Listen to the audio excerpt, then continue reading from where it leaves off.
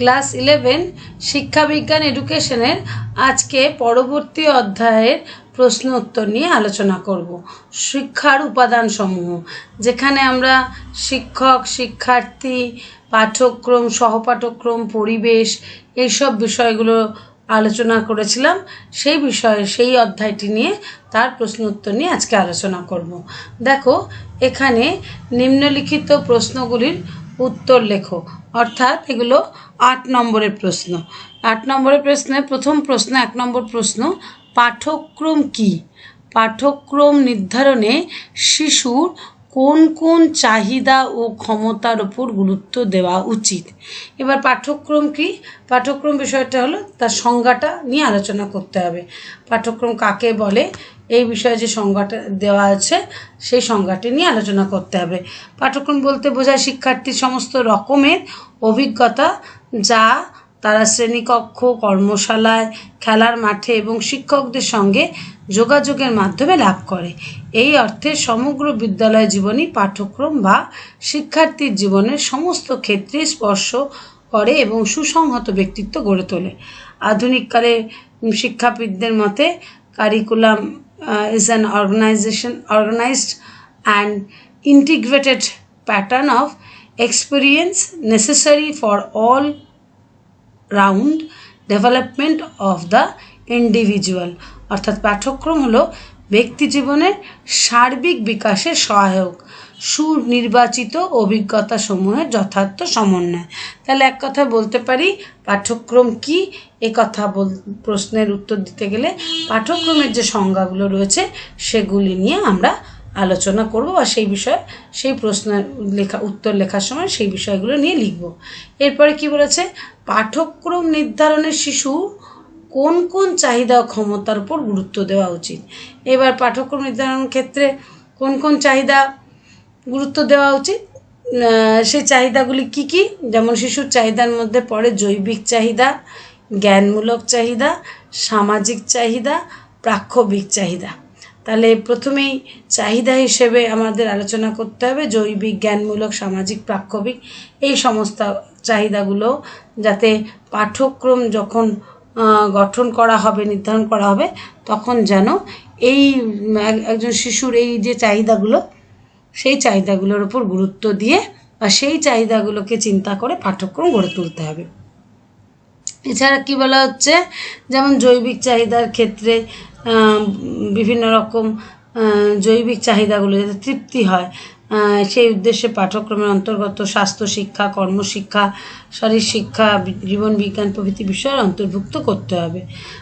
মানে জ্ঞানমূলক চাহিদার ক্ষেত্রে কি বলা হলো?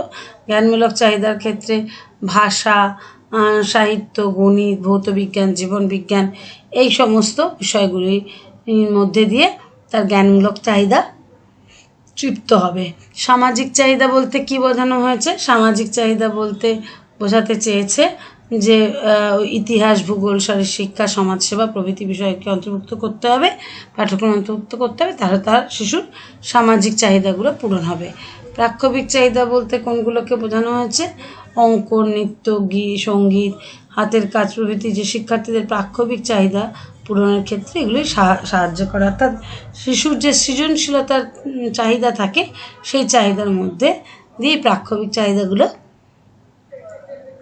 নির্ধারণ করা যেতে পারে। এরপরে কি বলা হয়েছে? ক্ষমতার উপর গুরুত্ব দেওয়া উচিত। কোন ক্ষমতার উপর? এবার ক্ষমতা বলতে সাধারণভাবে বোঝায় সাধারণ ক্ষমতা বা বিশেষ ক্ষমতা। স্পিয়ারম্যান বলে একজন মনোবিজ্ঞানী বা শিক্ষাবিদ, বা যাকে বলা যেতে পারে একজন মানসিক ক্ষমতা সম্বন্ধে তিনি বলেছিলেন যে মানসিক ক্ষমতা দু ধরনের, একটা হলো সাধারণ মানসিক ক্ষমতা, অপরটি হলো বিশেষ মানসিক ক্ষমতা। সাধারণ মানসিক ক্ষমতা শিশু জন্ম থেকেই নিয়ে জন্মগ্রহণ করে, আর বিশেষ মানসিক ক্ষমতা পরিবেশ থেকে অর্জন করে, এবং সেই ক্ষমতার উপর নির্ভর করেই যেন পাঠ্যক্রম গড়ে ওঠে এবং সেই অনুযায়ী শিক্ষার্থীকে যেন সে বিষয়ে শিক্ষাদান করা হয়। অর্থাৎ পাঠ্যক্রম নির্ধারণের ক্ষেত্রে এই ক্ষমতাকে গুরুত্ব দিয়ে শিক্ষার্থীর পাঠ্যক্রম যাতে গড়ে ওঠে সে বিষয়ে লক্ষ্য রাখতে হবে। তাহলে প্রথম প্রশ্ন অনুযায়ী পাঠ্যক্রম কাকে বলে তার সংজ্ঞা দিতে হবে। দ্বিতীয় প্রশ্ন অনুযায়ী শিশুর যে চাহিদাগুলোর কথা বলা হয়েছে, জৈবিক, জ্ঞানমূলক, সামাজিক, প্রাক্ষবিক, এই চাহিদাগুলো কি নির্ভর করে পাঠ্যক্রম গড়ে উঠবে সে বিষয়টাকে গুরুত্ব দেওয়া হয়েছে। এবং তার পরবর্তী অংশে যে ক্ষমতার কথা বলা হয়েছে সেখানে সাধারণ মানসিক ক্ষমতা এবং বিশেষ মানসিক ক্ষমতা এই বিষয়টি নিয়ে গুরুত্ব দিয়ে আলোচনা করতে হবে। তার প্রথম প্রশ্নের উত্তর এইভাবে গুছিয়ে লিখতে হবে। এবং দ্বিতীয় প্রশ্ন কি বলা হচ্ছে, পাঠ্যক্রম নির্ধারণের মূল নীতিগুলি কি কি। অর্থাৎ পাঠ্যক্রম নির্ধারণ করতে গেলে কিছু নীতির ওপর নির্ভর করে পাঠ্যক্রম গড়ে তোলা উচিত। অর্থাৎ পাঠ্যক্রম গঠন করার ক্ষেত্রে এই নীতিগুলিকে গুরুত্ব দেওয়া একটি গুরুত্বপূর্ণ বিষয়বস্তু। কি কি বিষয়বস্তুকে গুরুত্ব দিয়েছে বা নির্ধারণ ক্ষেত্রে মূলনীতিগুলো কি? উদ্দেশ্য কেন্দ্রিক, অর্থাৎ পাঠ্যক্রম যখন গঠন করা হবে তার যেন একটা নির্দিষ্ট উদ্দেশ্য থাকে। অর্থাৎ এখানে বলতে চেয়েছে এ ব্যাপারে শিক্ষার লক্ষ্যের বিষয়ে উদ্দেশ্যগুলি বিশ্লেষণ করে পাঠ্যক্রমের বিষয় নির্বাচন করা উচিত। এছাড়া কি বলা হয়েছে, এটি শিশু কেন্দ্রিক হবে। পাঠ্যক্রমের মূলনীতি অবশ্যই শিশুকে কেন্দ্র করে গড়ে উঠবে, অর্থাৎ শিশুর বৈশিষ্ট্যগুলির সঙ্গে সামঞ্জস্য রেখেই বিষয়বস্তুগুলো নির্বাচন করতে হবে। 3 নম্বর বলা হচ্ছে কি, অভিজ্ঞতামূলক। অভিজ্ঞতামূলক বলতে কি বোঝানো হয়েছে, অর্থাৎ একজন শিক্ষার্থী তার শ্রেণীর মধ্যে এবং শ্রেণীকক্ষের বাইরে বিভিন্ন রকম পদ্ধতির মধ্যে দিয়ে, বিভিন্ন রকম সামাজিক কার্যাবলীর মধ্যে দিয়ে তার অভিজ্ঞতা গড়ে উঠবে বা গড়ে তুলতে হবে, সেটাই হবে পাঠ্যক্রমের মূলনীতি। এছাড়া বলা হয়েছে বহুমুখিতা ও বৈচিত্র্যময়তা। অর্থাৎ এই পাঠ্যক্রম অবশ্যই নির্দিষ্ট একটি বিষয়ের মধ্যে হবে না, পাঠ্যক্রমের মধ্যে বহুমুখিতা ও বৈচিত্র্যতা যেন থাকে। শিক্ষার্থীর বহুমুখী ও বৈচিত্র্যময় পাঠ্যক্রমে শিক্ষার্থীদের মধ্যে সামর্থ্য, চাহিদা, আগ্রহ ইত্যাদি বিভিন্নভাবে মূল্য দিতে পারে। এছাড়াও কি বলা হচ্ছে, সৃজনশীলতার কথা বলা হয়েছে। অর্থাৎ যে পাঠ্যক্রমের মধ্যে দিয়ে একজন শিশু তার সৃজনধর্মী চাহিদাগুলি বা তার সৃজনধর্মী ক্ষমতাগুলি বিকাশ করতে পারে সেদিকে লক্ষ্য রেখে যেন পাঠ্যক্রম মূলনীতি নির্ধারণ করা হয়। এছাড়াও বলা হচ্ছে সামাজিক প্রয়োজনীয়তাগুলোর দিকে তাকাবে, অর্থাৎ বা সামাজিক প্রয়োজনীয়তাগুলির দিকে লক্ষ্য রেখেও পাঠ্যক্রমের নীতি নির্ধারণ করতে হবে। অর্থাৎ পাঠ্যক্রমের বিষয়ে নির্বাচনের ক্ষেত্রে সমাজের চাহিদা, আশা আকাঙ্ক্ষার কথা অবশ্যই বিবেচনা করতে হবে। তাছাড়া বলা হচ্ছে ঐতিহ্য সংরক্ষণ ক্ষেত্রে পাঠ্যক্রমের মূলনীতি একটি গুরুত্বপূর্ণ ভূমিকা নেবে। অর্থাৎ আমাদের পূর্বপুরুষ বা অভিজ্ঞতা অর্জনের মধ্যে দিয়ে পাঠ্যক্রম সেই মূল্যবোধকে যাতে ধরে রাখতে পারে সে ব্যবস্থা অবশ্যই সে ব্যবস্থার দিকে গুরুত্ব দেবে। তাহলে এইভাবে পাঠ্যক্রমের মূলনীতি নির্ধারণ করার সময় এই সমস্ত বিষয়গুলি, তাছাড়া অগ্রমুখিতার নীতির উপরও গুরুত্ব দেবে, অর্থাৎ সমাজ এবং ব্যক্তি উভয়ের অগ্রগতি সহায়ক যাতে হয় সেইভাবে পাঠ্যক্রমের মূলনীতি নির্ধারণ করা হবে। গণতান্ত্রিকতার নীতিকে গুরুত্ব দিতে হবে। ব্যবহারিকতা মানে যে সমস্ত ব্যবহারিক জীবনে, সামাজিক জীবনে যে সমস্ত ব্যবহারিক বিষয়গুলো আছে সেগুলোকে গুরুত্ব দিতে হবে। সক্রিয়তাকে গুরুত্ব দিতে হবে, তার জন্য খেলাধুলা, সমাজসেবা ইত্যাদি উৎপাদনমূলক কাজ প্রভৃতিকে পাঠ্যক্রমে অন্তর্ভুক্ত করতে হবে। নৈতিকতার যে বিষয়গুলো রয়েছে সেগুলি শিক্ষার মধ্যে দিয়ে বিকাশ লাভ করাতে হবে, সেইরকমভাবে যেন মূলনীতি তার উপর ভিত্তি করে। ব্যক্তি স্বাতন্ত্র্যতাকে গুরুত্ব দেবে এবং সেই অনুযায়ী পাঠ্যক্রমের মূলনীতি নির্ধারণ করবে। তাহলে এইভাবে এই বিষয়গুলিকে কেন্দ্র করে পাঠ্যক্রমের যাতে মূলনীতিগুলি নির্ধারিত হয় সে বিষয়ে লক্ষ্য রাখবে। তাহলে পরবর্তী যে প্রশ্নের কথা বলা হয়েছে, পাঠ্যক্রমের বা এটিও যেমন আসে অনেক সময় এই প্রশ্ন দেখা যায়, পাঠ্যক্রমের বৈশিষ্ট্যগুলি কি কি আলোচনা করো। এবার পাঠ্যক্রমের বৈশিষ্ট্যগুলি কি কি, যেমন বলা যেতে পারে অভিজ্ঞতা ব্যক্তি বা অভিজ্ঞ ব্যক্তি বা প্রতিষ্ঠানের দ্বারা নির্ধারিত হবে পাঠ্যক্রম, এগুলো হলো পাঠ্যক্রমের বৈশিষ্ট্য। তাছাড়া পূর্ব নির্ধারিত হবে, অর্থাৎ শিক্ষার্থীর বয়স, বিকাশগত বৈশিষ্ট্য, সামর্থ্য প্রভৃতি বিষয়গুলি মাথায় রেখে এটি স্থির করা হবে। তাছাড়া পরিবর্তনযোগ্য হবে, এগুলো হলো পাঠ্যক্রমের বৈশিষ্ট্য, পরিবর্তনযোগ্য হবে। তারপরে শ্রেণীকক্ষের মধ্যে ও বাইরে বিস্তৃত হবে। শিক্ষার্থীর সার্বিক বিকাশে সহায়ক হবে পাঠ্যক্রম। এটি পাঠ্যক্রমের অপর একটি বৈশিষ্ট্য। এছাড়াও রয়েছে উদ্দেশ্য নির্ভর হবে। পাঠ্যক্রম যেন নির্দিষ্ট কোনো উদ্দেশ্য থাকে, উদ্দেশ্যহীন পাঠ্যক্রম যেন গড়ে না ওঠে। আদর্শ বাস্তবসম্মত ভিত্তির উপর প্রতিষ্ঠিত হবে। তাত্ত্বিক ও ব্যবহারিক দিক সম্পন্ন হবে। চাহিদা ও সামর্থ্য ভিত্তিক হবে। মূল্যায়ন সাপেক্ষ হবে। এগুলি হলো পাঠ্যক্রমের বৈশিষ্ট্য। তাহলে এই বৈশিষ্ট্যকে কেন্দ্র করে কিন্তু পাঠ্যক্রম রচিত হবে। মূলনীতি নির্ধারণ করার সময় এই বৈশিষ্ট্যগুলোকে, এই বিষয়গুলোকে কেন্দ্র করে মূলনীতি গড়ে উঠবে। তেমন বৈশিষ্ট্য যখন বলা হবে, অর্থাৎ পাঠ্যক্রমের বৈশিষ্ট্যগুলো কি, তখন এই যে বৈশিষ্ট্যগুলোর কথা বলা হলো, উদ্দেশ্য নির্ভর, আদর্শগত বাস্তবসম্মত ভিত্তি হবে, তাত্ত্বিক ও ব্যবহারিক উভয় দিকই থাকবে, চাহিদা ও সামর্থ্য অনুযায়ী থাকবে, মূল্যায়ন সাপেক্ষ হবে, পূর্ব নির্ধারিত হবে, পরিবর্তনযোগ্য হবে।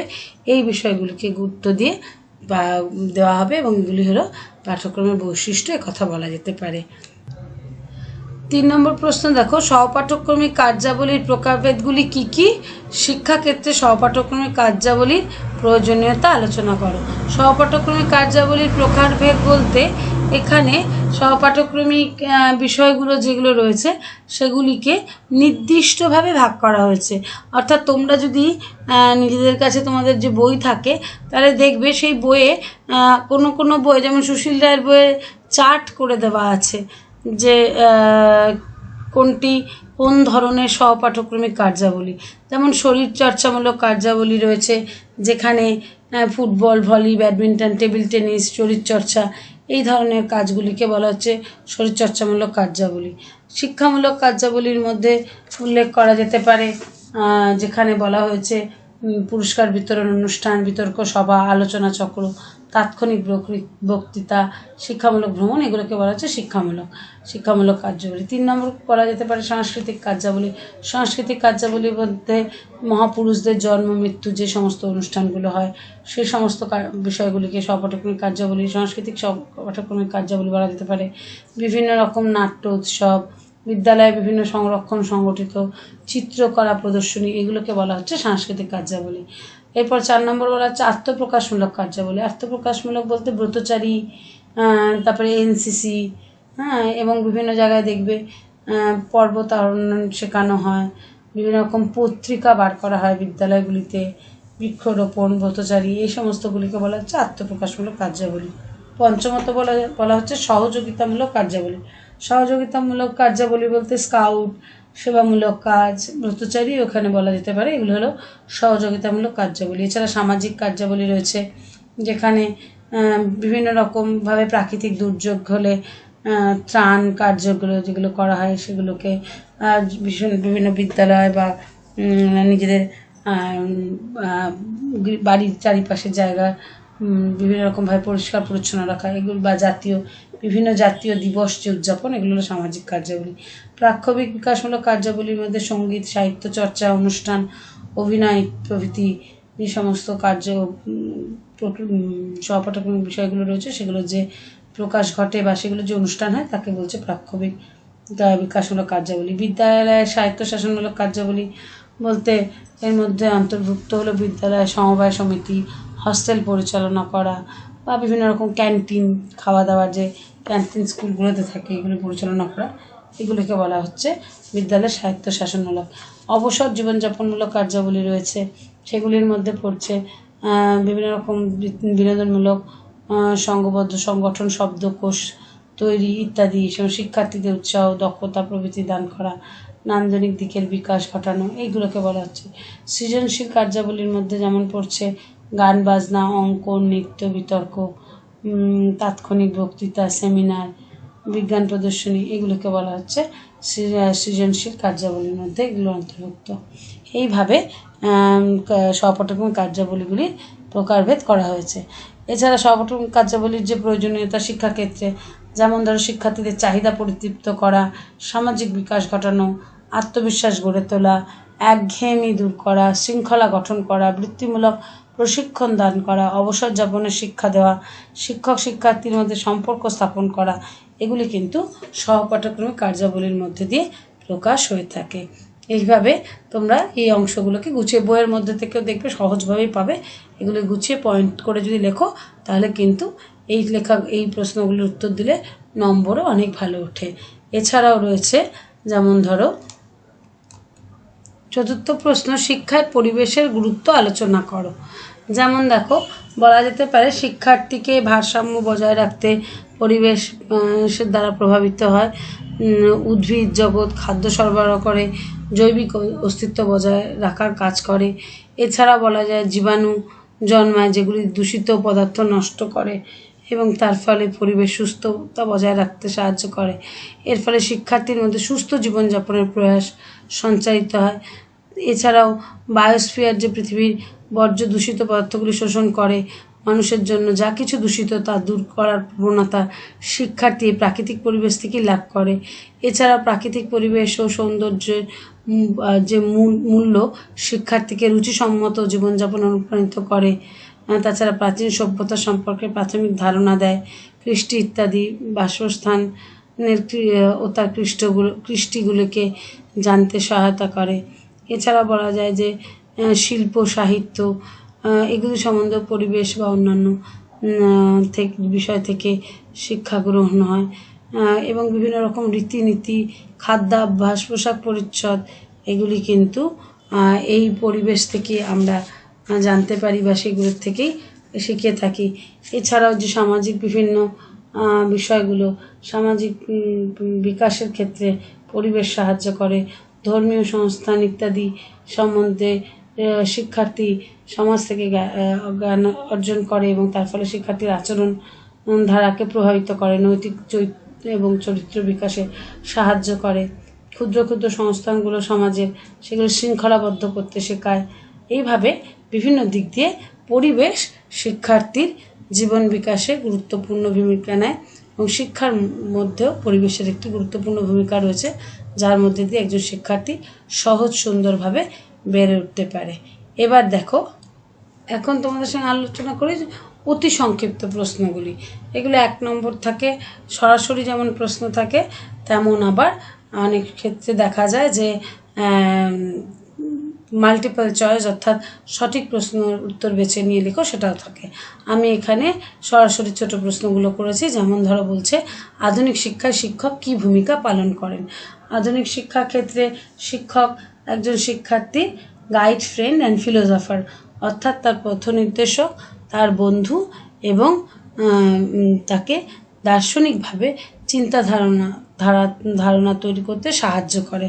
অর্থাৎ শিক্ষক কিন্তু শিক্ষার্থীর সমস্ত দিক দিয়ে সহায়কের ভূমিকা আধুনিক যুগে পালন করে থাকে। দ্বিতীয় প্রশ্ন বলা হচ্ছে, সহপাঠক্রমিক কার্যাবলী বলতে কী বোঝো? এটি বললে তোমরা এই বিষয়ে লিখবে যে সংজ্ঞাটি লিখবে। সহপাঠক্রম বলতে কী বোঝায় সে সংজ্ঞা লিখলেই হবে। পরিবেশকে কয়টি ভাগে ভাগ করা হয়েছে? এখানে পরিবেশের ভাগগুলি মূলত হলো প্রাকৃতিক পরিবেশ, সামাজিক পরিবেশ, এবং প্রাকৃতিক পরিবেশ ও সামাজিক পরিবেশের মধ্যেও বেশ কয়েকটি ভাগ রয়েছে।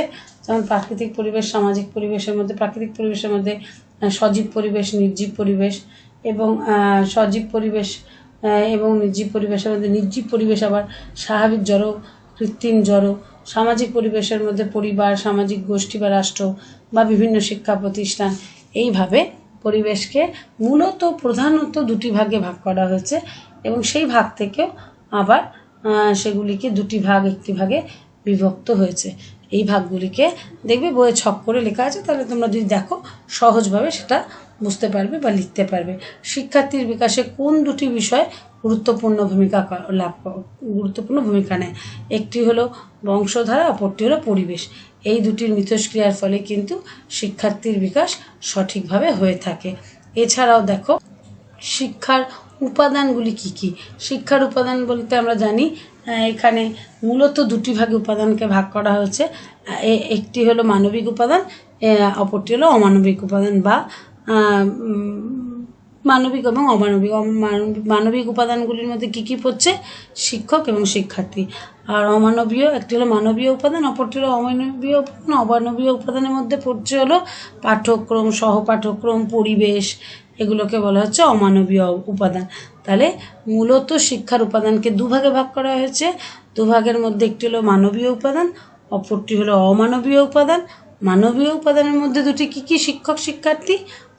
অপরদিকে অমানবীয় উপাদানের মধ্যে পাঠ্যক্রম, সহপাঠক্রম, পরিবেশ, এগুলি বলা হচ্ছে। তাহলে এইভাবে ভাগ করে লিখতে হবে। এরপরে কি বলা হলো?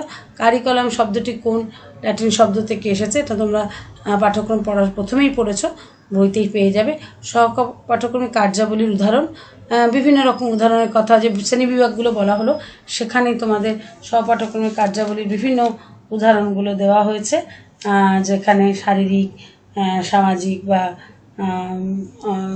বা বিভিন্ন রকম সাংস্কৃতিক, বিভিন্ন রকম যে বিষয়গুলো বলা হয়েছে সেগুলোকে বলা হচ্ছে সামাজিক, বিভিন্ন রকম যে সহপাঠক্রমিক কার্যাবলী, তার উদাহরণ দিলে এটা হবে।